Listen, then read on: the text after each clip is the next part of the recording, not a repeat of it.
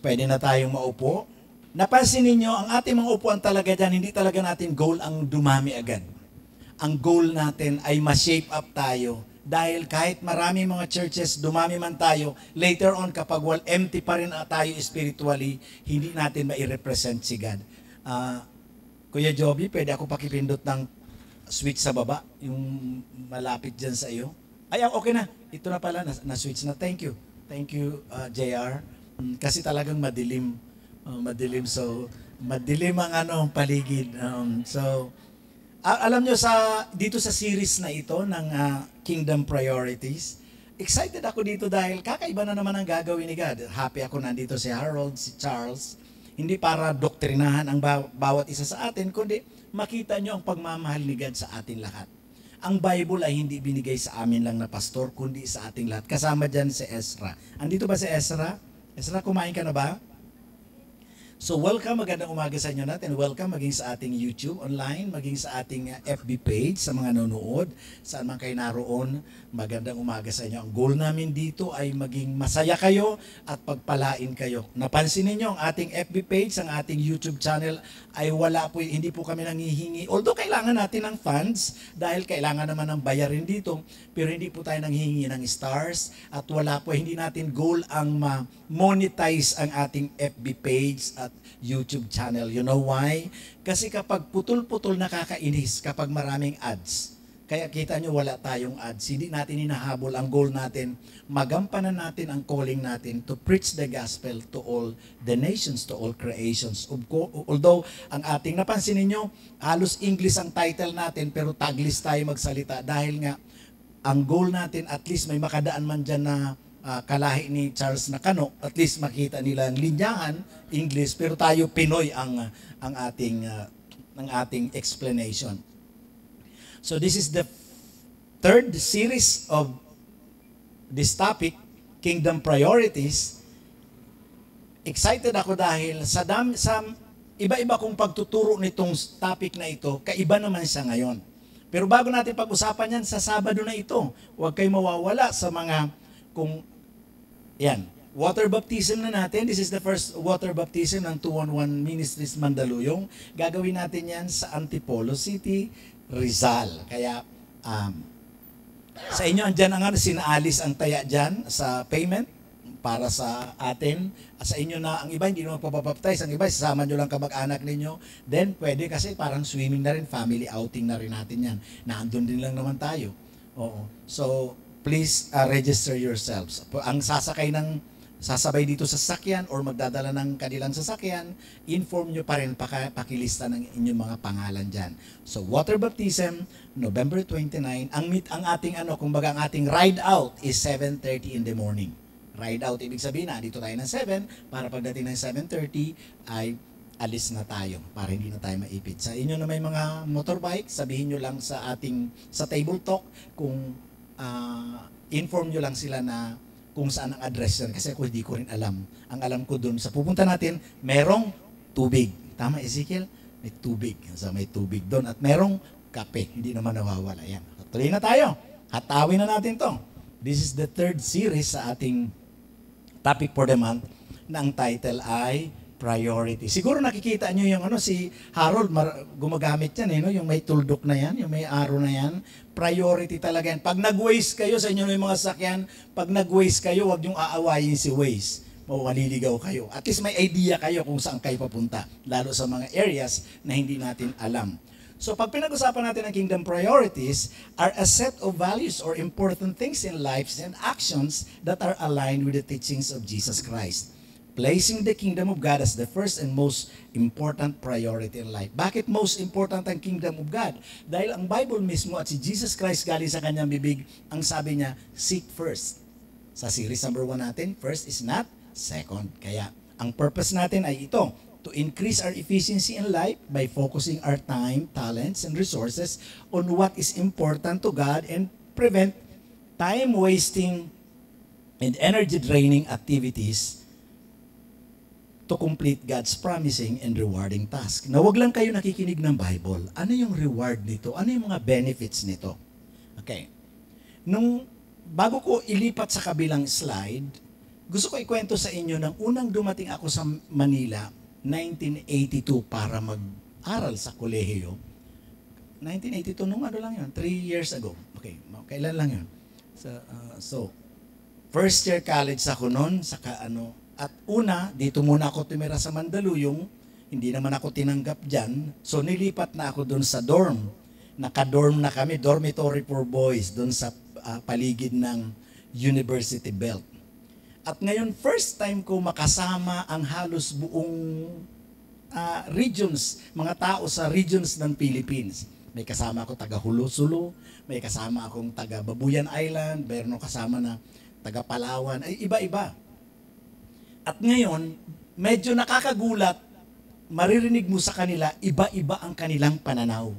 May kasama ako ng mga taga Maranao, may kasama ako na kung saan-saan galing. Bulacan, Bataan, at pati ang pagkain nila, pinapatikim nila, may mga pagkain sila nakakaiba, pero sabi nila masarap. So okay, enjoy naman. Hirap na hirap ako kapag may nagdadatingan na kami. Ako may dala rin ako galing Masbate, sila galing La Union, ang iba taga Apare, ang iba taga may kaiba ako nakasama minsan, taga may Zamboanga, may kasama kami taga Bujol, tawag namin Bujol, Bohol.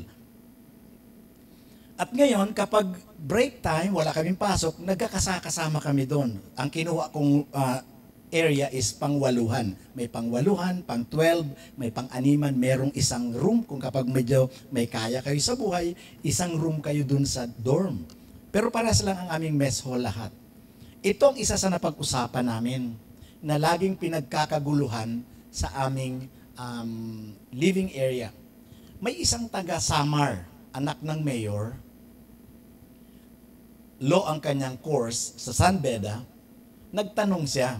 O ito tanong, usapan lang ha, usapan mga ano, may taga UST doon, taga FEU, PSBA, NCBA, TIP, ako taga UE, may taga NU, University of Manila. Halo-halo kami, andun kami doon sa dorm na yon. Tapos yung taga kabilang room, sali rin sa kwentuhan. Ito ang tanong niya. Kung sakaling kayo ay nakasakay sa barko, ang kasama mo nanay mo at kaibigan mo, pinaka-best friend mo talaga, at ang barko ay lumubog. Sige. Sino ang isasalba mo? Ikaw lang ang marunong lumangoy. Yan ang tanong ko. Sino ang uunahin mo? Kapag wala kang purpose, wala kang priority, malilito ka. Kaya ngayon, ang tanong, maging sa inyo, Chia, sino ang pipiliin mo? Ang nanay mo o yung best friend mo? Ang sabi nitong anak ng mayor na taga Samar, law student, kabanggaan niya yung law student din ng UST. Hindi pwede, hindi. So, nagsama na yung philosophy at religion, ang sabi nung taga Samar. Ang pipiliin ko, yung kaibigan ko. Dahil choice ko yun, ang nanay ko hindi ko pinili. Oh, magaling. Ang sa palagay ninyo, tama bang kanya? Banat naman itong taga La Union, UST law din. Hindi pwede, kasi meron tayong belief. May belief naman siya. So, kagulo. Kaya nga meron tayong law. Ayun na, gulo. So, kayo ang magsasagot niyan, pag-uusapan natin, sino ba ang uunahin natin? Tuloy na tayo. Yung outline natin for the whole month is, number 1, kingdom. Kingdom of God, sabi sa Bible, seek first the kingdom of God. Pag pinag-usapan natin priority, walang ibang mauuna, siya dapat. Number 2 is righteousness, kingdom righteousness. Ano yung katuwiran na pag-usapan natin, maging nasa online na yan, pwede nyo balikan. Ang righteousness na pinag-uusapan dyan, hindi yung kanya-kanya, kundi anong sabi ng Bible na righteousness. Then number 3 is family. Kingdom family. Kaya sinong uunahin mo kung nakabase sa Bible? Hindi yung kaibigan mo kahit pinili mo. Family. Hindi ka na dapat nagdadalawang isip. If you know your priority, klarado ang purpose mo. Pero pag hindi klarado ang purpose mo, wala ka ring priority. Diba? Tapos ngayon makita magigilty ka. Hindi. Kaya marami kayong pwedeng marinig na teachings about philosophy, psychology, at kung ano-ano pa man, sociology, na ang tinuturo is about your ways, your personal righteousness. Pero ako pa rin nung sabi ko, magulang ko pa din. Pero hindi pa ako nung born again. Kaya nung nasa dorm ako at ang kasama ko, iba-ibang pananaw, may maka-Diyos, may walang Diyos, iba-iba kami, may taga-UP Manila, may taga-UP Los Baños, may taga-UP. Meron pa kaming kasama na taga-biotech ng taga-Midsayap. na naandun nakatira kasi nag-review dito. Iba rin ang pananaw. May kasama ko taga Chungwa University ng Cebu, meron Western Visayas University. Sabi ko, ito iba-iba palang tao. Galing ako ng Masbate na isang kulungan lang. Yun lang alam ko eh. Hindi ko nga alam na may PUP pala. Hindi namin alam. Ang alam lang namin, lahat lang may U. Yun lang kilala sa Masbate noong time ko. University of the East, Far Eastern University, University of Santo Tomas, UP. Pero yung iba, yung PSBA, yung CBA, katabi lang namin doon, hindi ko kilala. Kasi yun lang ang napag-uusapan. Hindi ko nga alam, mayroon palang NU, mayroong University of Manila, o may University de Manila pa. So, nung naging born again ako, saka ko nakita yung aking priority. Nakita kung papaano ang pipiliin ko, ano ang gagawin ko, papaano ako magdidesisyon. Kasi malilito ka talaga dahil maraming sinasabi dito sa world. At ngayon pag-uusapan natin ang work. Sabi ko sa inyo, among the 5 topic of the series of this topic for the month, yung work na to kaiba ang ginagawa ni God. And next week, about ministry. Okay, ministry. Di ba? Sa mga nasa leadership training. So let's start. Series number 4, work. May nagtanong sa akin ito, Pastor, kung priority natin ang work, papaano pag matanda ka na? Magtatrabaho ka pa ba? Hindi nawawala yung mga psikolohiya sa buhay. Di ba? Psikolohiya. Dahil sa mga boys ngayon, teknolohiya. Di ba? Ganyan. So, psikolohiya. Makapagtrabaho ka pa pag 80 ka na, 90 ka na, 100 ka na. Sabi ko, ang sabi sa Bible, ito ang priority. Ito ang priority ni God. Sundan mo lang si God dahil meron siyang magandang plano. Perfect plan. Yun yung kinanta natin kanina. Potter's hand. So tingnan nyo ito, pero dapat hindi ka nag-e-end sa work. Because our God is a God of growth. Dapat lumalago tayo. Pakinggan nyo lang itong message na ito, pero gusto ko mag-focus kayo. Papaano yung sinasabi ni God na wealth, treasures, abundance, and overflowing blessings sa Bible. Kasi iyan ang direction nito. Okay? Sabi sa Genesis 2:15, the Lord God took the man and put him in the garden of Eden to work it and take care of it. Right after ng creation sa tao, ang unang utos sa kanila ay work and take care of it. So ibig sabihin, assignment ito na binigay sa atin. The first assignment ay, Pastor, paano kung ayaw ko mag-work? Marami ba sa inyo rito feeling slave na? Slavery na ang work? Yan, pag-usapan natin din ngayon yan.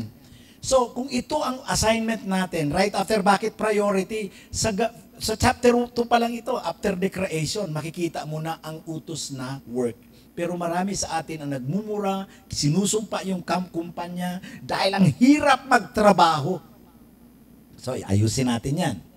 Point number 1, work is a holy responsibility and stewardship. Bakit mo nasabi, Pastor, na ito ay holy responsibility? Kapag hindi mo nakita ang purpose ni God, mag-aangal ka talaga. At kapag hindi ka committed and submitted to the purpose and plan of God for your life, aangal tayo. Ang nagbigay ng work na ito ay holy. That's why you have to look at that as a holy responsibility. Okay? Genesis 2:15, babalikan lang natin yan. The Lord God took the man and put him in the garden of Eden to, anong gagawin nila ron? Para mamitas lang? May trabaho. Meron silang gagawin. Sa ibang translation yan, to cultivate the soil. Holy work is a holy responsibility. Kaya pag kinakurse mo yung work na yan, maaring sa panahon ngayon, yung work business na, ang iba sa inyo nagda-drive, ang iba sa inyo manager na, still work, you have to work that out kasi yan ang binigay sa iyo. Maging itong aking pagpapastor, this is also work. Nagtatrabaho ka, kailangan mong mag-aral. Taking care of this earth or anuman ang binigay sa iyo ni God, yung ability na na-build ni God sa iyo, skills, you have to be a good stewards. Mabuti kang katiwala. So the work in Genesis 2:15 is to cultivate and keep the Garden of Eden, a task given to humanity as a stewardship and holy responsibility before sin entered the world. Ang iba kasi kinukurs, si Eva at Adan kasi kasala, tinang mo tuloy, tatrabaho tayo ngayon. Sana pitas lang tayo ng pitas doon. Okay, hindi. Ang work na una bago sila magkasala. So, Itanong ko sa iyo, has your work become slavery to you? Para ka na bang nakakulong at pahirap na ba itong nangyayari sa iyo? Okay. Ang encouragement ko sa bawat isa, kaya sabi ko nga kay Harold at kay Charles, blessing ito at sa inyo ng mga young people, blessing ito na naandito kayo ngayon para marinig nyo ang maganda, ang wonderful plan God about the work. This is a priority, but don't end up yourself working until 120 years old ka na nas. Okay? Maging sa inyo ng mga bata. So, sa kingdom of God, para mag-function ka ng efficient and effectively, dapat ikaw ay may wisdom. Pag wala kang wisdom, kaya sira-sira ang buhay mo. Sira talaga yan. Tama si Sena, si Kiona. Gusto ko makita ninyo mga young people na naandito. Maging ito, si Eliazar, si Ezekiel. Tingnan nyo pulutin nyo lang ang wisdom. Laging sinasabi sa Bible, Habakkuk chapter 2 verse 2, write down the revelation.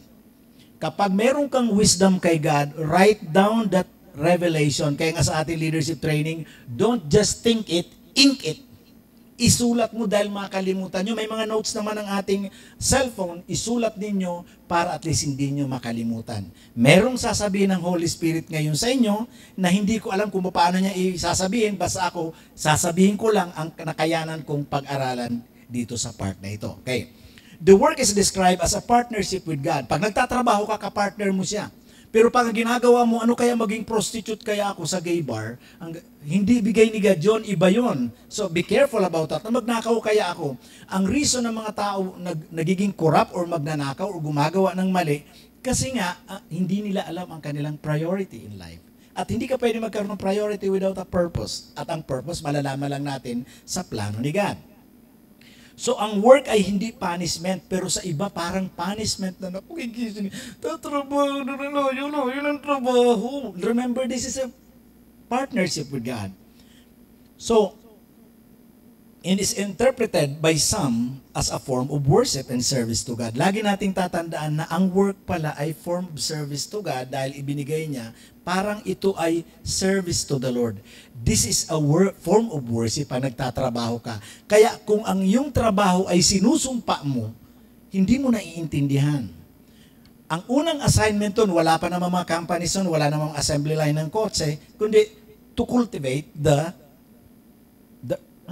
to cultivate and keep. So, kailangan maging good steward ka. Huwag mong sisirain katulad ng ginagawa ngayon.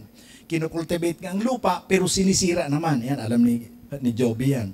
So, work is worship. Tatandaan natin ito. Kaya kapag nagka-curse ka, subukan mo magkanta ng Potter's Hand na kine-curse mo si God.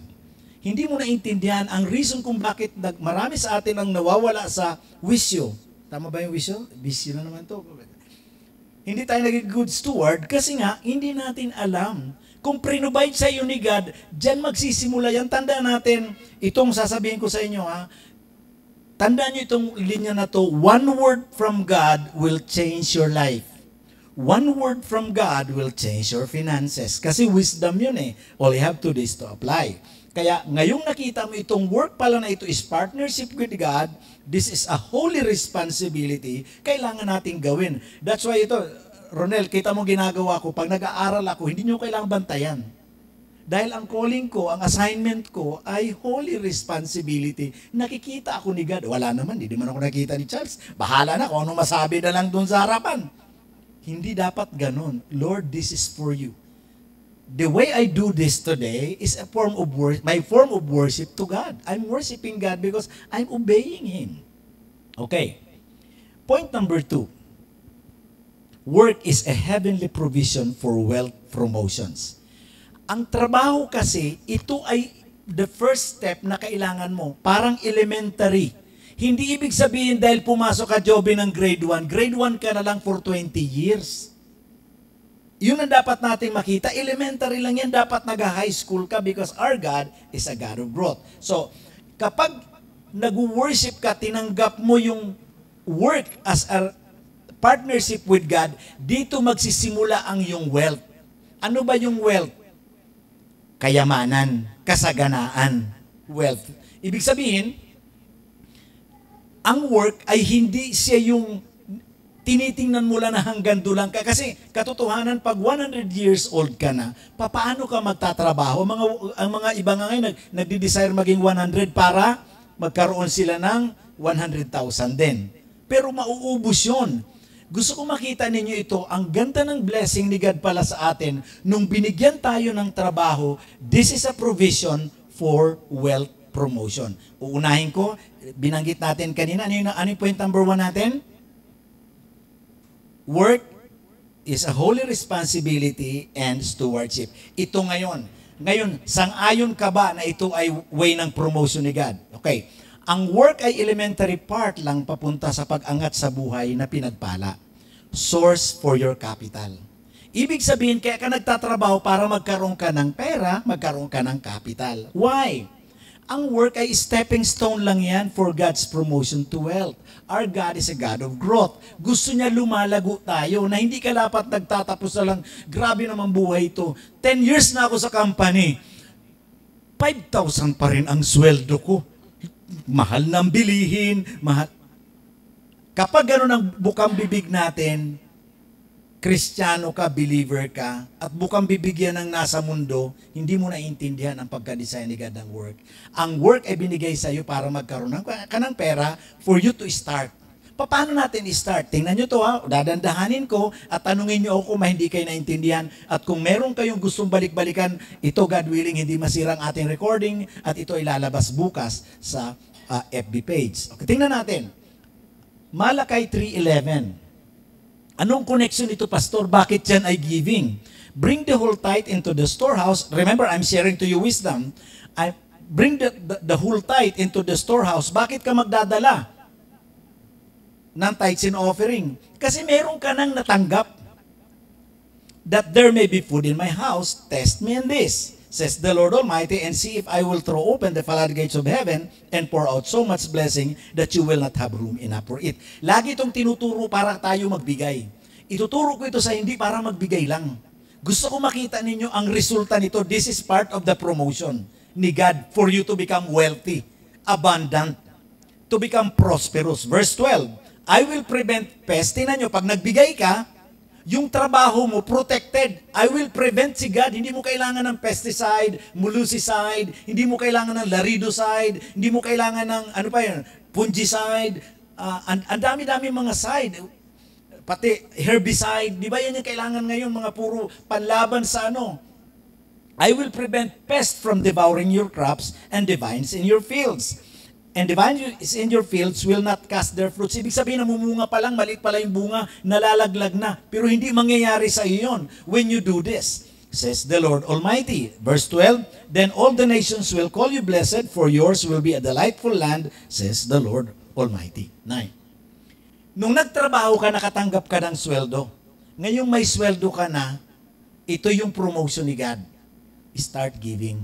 Why? Start giving. Dahil ang protection ni God sa iyong company, sa iyong trabaho, sa iyong farming industry ay naandito sa tithes and offering. So ngayon, kaya man nakita nyo iba, parang kinakapos. Ngayon, keep on gathering, keep on saving your money. Why? Kapag nag-save ka ng money, nakaipon ka na, huwag mong uubusin lahat. Mayroong kausap, sabi niya, paano Pastor kapag kumikita ka na 100,000? Okay na ba sa iyo yun? Sabi ko, pwede na ba natin matawag na wealthy ang 100,000 per month? Sabi ko, hindi. Kahit 1 million per month ka pa, ang kinikita mo isang buwan, hindi ka wealthy. Kung uubusin mo din lang yun. Ang wealth, ibig sabihin, mayroon kang asset na hawak-hawak mo. Hindi liabilities. Ingatan natin ito kasi mayroon akong nabasa which is napaka-challenging sa akin. Nabasa ko itong quotation na ito. Ang sabi ng quotation ay, the more you own, the more it will own you. Sabi ko, anong saying na yan? Which is tama. Pag bumili ka ng maraming kotse, ang dami mong i-maintain. Ubus lahat ang pera mo doon. Marami kang cellphone. The more you own, the more it will own you. Samantalang, kung makita mo, kahit may 100,000 ka na kinikita isang buwan, kung uubusin mo rin in a month, hindi wealth yun. Liabilities yun. So, I will prevent pest.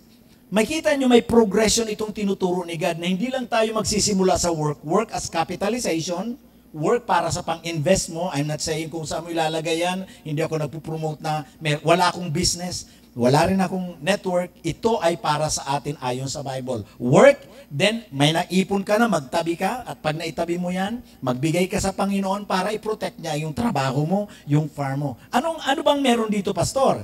Sabi sa Malakay, yan, then all the nations will call you blessed. At alam natin, ang Israel ay isa sa tinatawag na blessed nations. Sila ang number one na nasa top ng trillionaires and billionaires because they are doing this. Sila pag nag-business sila or nagtatrabaho sila, ang goal nila makapagbigay kay God so that God will multiply and protect their business. Gusto ko makita niyo ang wisdom number 1 dito sa Malakay 3:11 to 12. Money comes from what you give, not from what you work. Marami sa atin nagtatrabaho, pero nauubos lang. Bakit kulang pa din? Tandaan niyo ito, money comes from what you give. Kasi pag nagtanim ka, aani ka. Akala natin yayaman tayo dahil nagtatrabaho din. Later on, kinikurse na natin ang ating employer kasi hindi man tayo yumaman. Marami nagsabi, pag baka abroad lang ako, makapunta lang ako sa Dubai. Tingnan nyo, bumalik dito, ganun pa rin nung panahon na makapunta lang kami ng Saudi, maka-Japan lang kami, makapunta kami sa Amerika.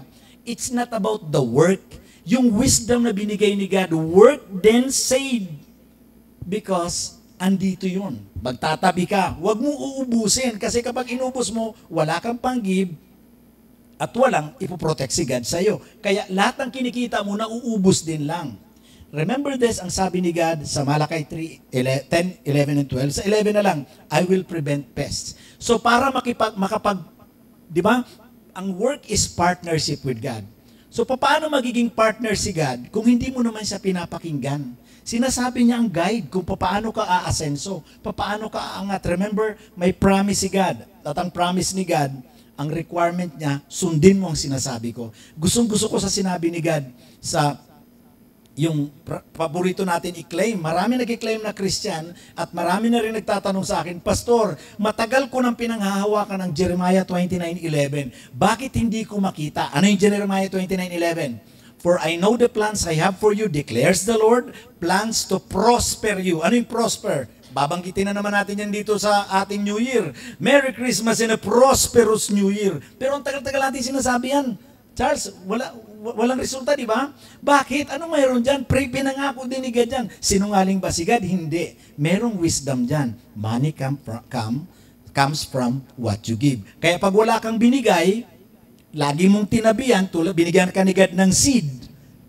Kaya nga sabi ni God sa Bible, be fruitful, hindi be seedful. Be fruitful kasi meron ka ng seed. I-seed mo yan para tumubo. But I'm not saying for this para magbigay lang kayo sa church. Ang sinasabi ko sa inyo, may sinasabi si God yan, pakinggan nyo. So, wisdom number 1 is about giving. Kaya the more na hinuhoard mo yan, the more na mawawalan ka. Kasi God cannot protect your work and your farming industries kapag, kaya kita mo yung mga sasakyan, sirain. Kasi, Lord, hindi ako makapagbigay kasi ito nasira na naman. That's the time na kailangan magbigay for God to protect your source of work. Number 2, pansinin nyo ito. Itong isa sa mga wisdom na gusto kong ibato sa inyo, itong pinakabago sa akin. Wealth comes from what you grow. Kapag mayroon kang trabaho, magtabi ka na. Hindi ka yayaman kung mayroon kang 100,000 na sweldo isang buwan at uubusin mo rin. Ang mga wealthy na tao, remember itong principle na ito ni God sa Bible, kahit non-Christian, pwede nila ito gawin. Wala lang silang salvation. Magkaiba naman yon. May mga principles sa Bible na pwede ma-enjoy na non-Christian. Sabi nga sa Psalms, ang ulan din, naulanan din ang unbelievers. Hindi lang puro Kristiyano. Okay? Wealth comes from what you grow. Lagi nating tatandaan ito, but remember the Lord your God. Ito yung promise niya. Bakit tayo nagkiklaim nito? Galatians 3:29, if you belong to Christ, then you are Abraham's seed and heir according to the promise. But remember the Lord your God, for it is He who gives you the ability to produce wealth and so confirms His covenant which He swore to your forefathers as it is today. Pag pinag-usapan natin ang ability, that is a disciplined skill. proficiency in a particular area, especially in finances. Dito tayo binubugbog ni Satan. Marami sa atin ang nakatanggap niya. Kung bibilangin nyo mula nung nagtrabaho kayo at binibigyan kayo ng allowance, may milyones na tayong nahahawakan.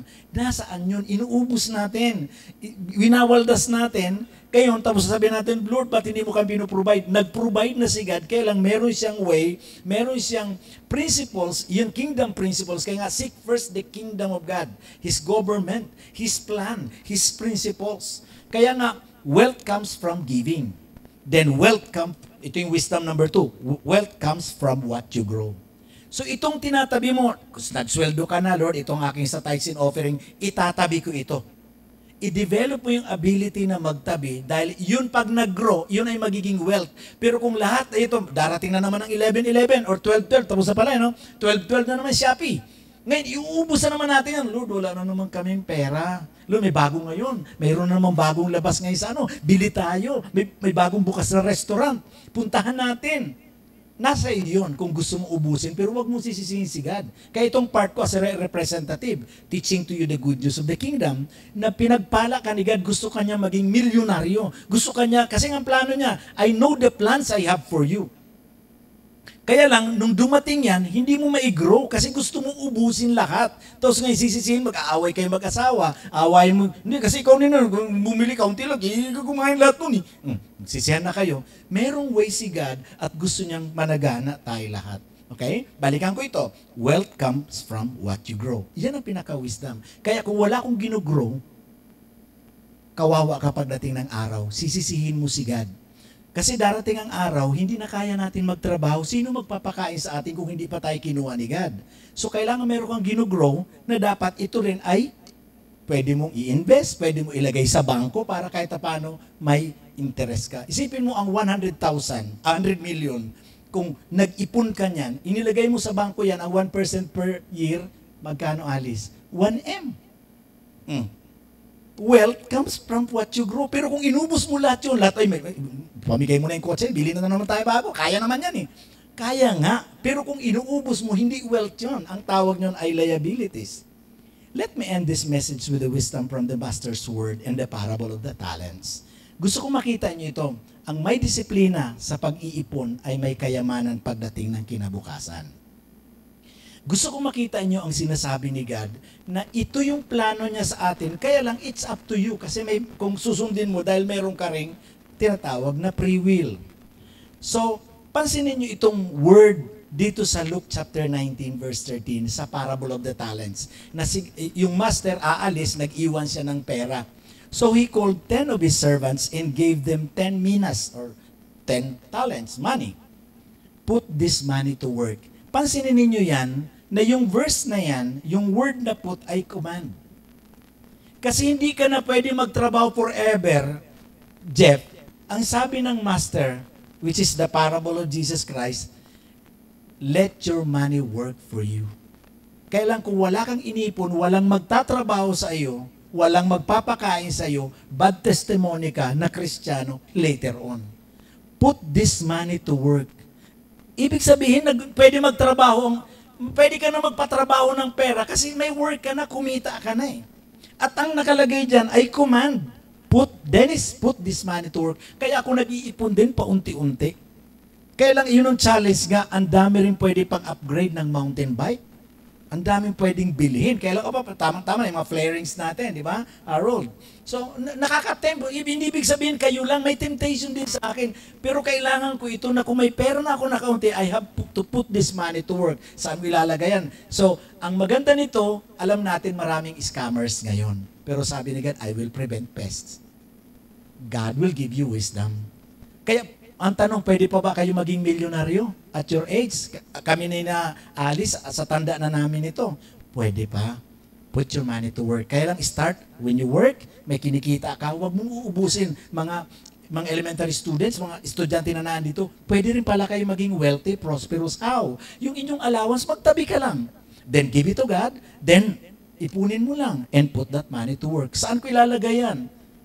ipag-pray mo kay God. Yan ang ginagawa ng Israel kung paano nila ginagawa ang tzedakah. That's why I encourage you to go with that 2-1-1 discipleship process kasi tinuturo natin dyan ang tzedakah kung paano ang mga Israel ginagawa ito. Okay, number 2 na verse. In Matthew 25:16, ito naman ang sinabi ng master.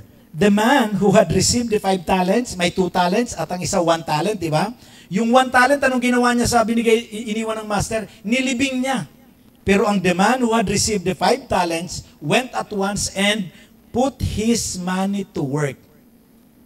Makikita mo na sa Bible yan, let your money work for you dahil later on hindi ka na pwede magtrabaho at hindi mo na rin kaya magtrabaho kahit sabihin mo pa na later on na magpo-provide sa iyo yung produce ni God through your work. Rian, madali ba mag-travel araw-araw pupunta Antipolo sa trabaho mo? Di pa nakakapagod, pero pwede kayong umangat, pwede tayo ingat ni God. May sinasabi kaya nga, kingdom priorities. Prioritize the work hanggang nakakapagtrabaho ka pa. But later on, kapag nakaipon ka na, let that money work for you. At ang madalas natin naririnig na ito sa mga negosyo, sa mga negosyante, sa mga akala natin yan sa networking lang. Nakalagay sa Bible yan. At ano nangyari doon sa 5 talents, or sabihin natin 5 pesos, nag-income ng gain 5 more. Eh kung 1 million niya, nag-gain ng 5 more, ilan na yan? 6 million ang pera mo. Kasi yung original na capital na 1M. Kaya nga sinishare ko ito sa iyo na ang Bible hindi siya religious book, kundi siya ay government principles to apply. Pwede pa tayo maging wealthy. Ang tanong, gusto ba natin? Iklaro ko lang bago natin i-end ito, work is not slavery. It's an accumulation of funds that later on will work for you. Kaya lang, pag wala kang itinabi sa kinikita mo sa sweldo mo, walang magtatrabaho sa iyo. Kaya dito papasok ang poverty. Hindi tayo dinisign ni God na mahirap. Kaya lang, i-apply mo lang yung wisdom na binigay niya. Tandaan nyo, ang pangalan ni God natin ay King. At tayo ay anak ng King. Poor, hindi bagay. Dapat princess tayo kung kumilos. Kaya lang, merong principle siya na gagawin mo. Ang ibang Kristiyano, ang paniniwala nila, Lord, i-provide mo naman ako ng bigas. Ang ina-expect nila, yung bigas, isasaing ni God, isusubo sa kanila, ilalagay sa plato. May part ka, bibigyan ka ni God ng bigas, ikaw naman magsaing. Ikaw naman mag-prepare sa table. Gusto natin siya lahat. Kaya nga nung nag-provide si God ng pera, nasa kamay mo ngayon kung gusto mo maging wealth yan, or gusto mo lahat ubusin sa samgyup. Di ba? Okay, pera ko naman to eh. Di ba pag sinabihan mo tao, bakit? Pera ba to, Alice? Akin naman to ah. Tama naman. Sige, ubusin mo. Kaya hindi ako nagagalit kung iwalasin natin lahat ang pera natin because you will learn later on. Ang mahirap kung wala nang tumatanggap sa'yo ng trabaho dahil 70 ka na. Hindi, mag-iipon ako, sabi sa Bible kasi, mag-accumulate. Wala na. Ang iba naman nagsipag, ay talaga, mag-aaral ako. So nag-aral ka, 59. Nag-graduate ka, 60. At nag-apply ka ngayon, 61. Wala nang tumatanggap sa'yo kasi hihingi mo, retirement fund na. Mag-apply ka pa lang, magpo-problema pa kami retirement mo. 61 na. Okay. Ito ang good news mga kapatid. The good news is you can still be a candidate for prosperity, hope, and bright future as the Lord promised in Jeremiah 29:11. For I know the plans I have for you, plans to prosper you and not to harm you, plans to give you hope and a future. Pwedeng-pwede yan. Walang, ibig sabihin, hindi pa huli ang lahat. All you have to do is start all over again. Work. Earn. Give. Then save para may mag-grow. Wealth comes from growing. All you need to do is simply start disciplining yourself. Kaunting pigil sa sarili. Kapag may bagong labas na milk tea, kapag may bagong labas na matcha, di ba? Ate Denise, no? Pag may bago, discipline yourself para din naman sa iyo ito. And grow your savings to, saan mo dadalhin ang yung savings? To prosperity. Okay, para sa ating application questions, ano ang wisdom na napulot mo sa 4th priority in life na work? Number 2, meron ka ba bang chance para maging prosperous or wealthy in this life? Paano? Let's pray. Father God, salamat Panginoon. Tunay nga na mahal mo kami, napaka-gracious mo. Waldas kami Panginoon, wala kaming inisip kundi mag-enjoy sa ngayon, pero later on, bad testimony kami pag tumanda. Pero Panginoon, napakabuti mo, ni-remind mo kami, dinala mo kami rito Panginoon sa katotohanan. Kanina madaling araw, ayaw na namin mag-church, gusto na magpahinga dahil puyat, pagod. Pero Panginoon, dinala mo kami rito para sabihin sa amin, anak, may pag-asa ka pa. Ang ganda ng plano ko sa iyo. Maging sa aming viewers sa FB page, sa YouTube channel, I just pray, dear God, na makita nila ito. Hindi ko ito tinuturo para manghingi sa kanila ng kanilang pag yumaman sila, magbigay sa 211 no. Ang goal nito, Panginoon, mabanggit, marinig nila na mahal mo sila, hindi mo sila pinabayaan, hindi sila puro pagdating ng future, hindi sila magpapalimos pagdating ng future, kundi sila pang tutulong sa mga nangangailangan at magtumulong sa pag-advance ng iyong kingdom, especially sa church planting work na gagawin mo sa 211 family. Kaya, Panginoon, ang papuri, pasasalamat, binabalik lamang namin sa iyo sa tanging pangalan ng Panginoong Hesus. Amen. Bigyan natin ng malakas sa palakpak ang Panginoon. Kung narinig nyo siya ngayon, narinig nyo ba siya? Iyan bang palakpak natin? Sa wealth na gusto ni God sa atin? Praise God.